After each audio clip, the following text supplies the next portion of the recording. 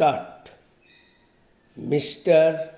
Vice Chairman, sir, generally it did not happen, but this time I find that I fully endorse what Pranab Babu has just said.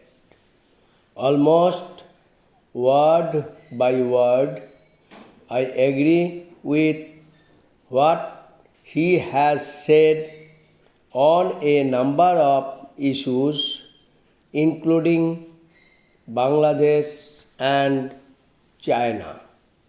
I thought I would say the same thing as Professor Malhotra has said because our foreign policy is rooted in a national consensus, is rooted in our history, in our geopolitics, in our tradition, and in our culture.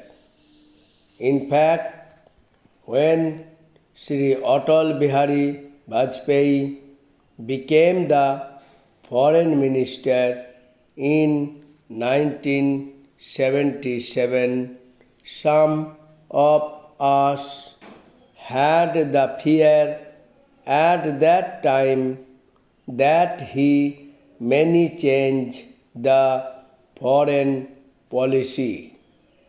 He did not.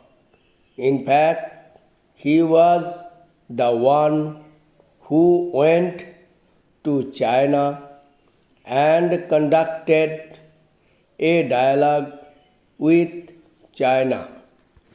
Apart from all the other aspects, this is an issue on which there will be no room for disagreement between us, between the Congress party and between the Bharatiya Janata Party. For this reason, I am somewhat worried about the statement made by Professor Malhotra. He said things are changing. Should we continue with the same policy? What is he suggesting? Is he suggesting that we should change from non alignment to alignment? Let him say so very clearly. Does he intended that we should join with America? Tell us so. Why should we feel shy about it?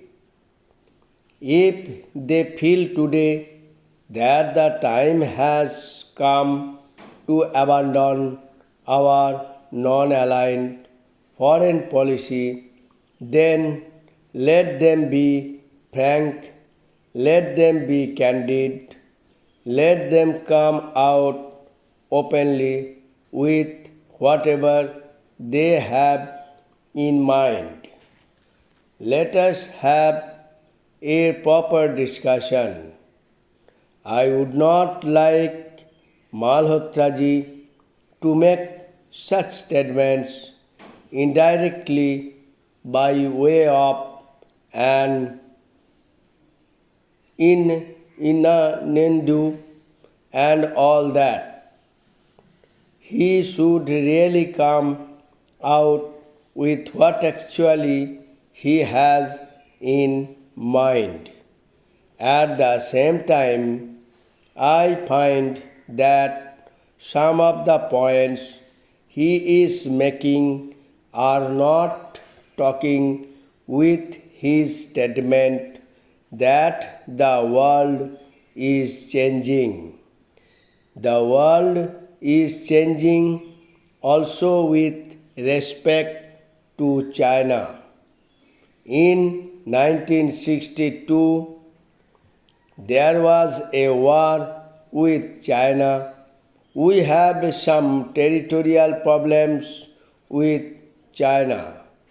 Are we only having territorial problems with our neighbors?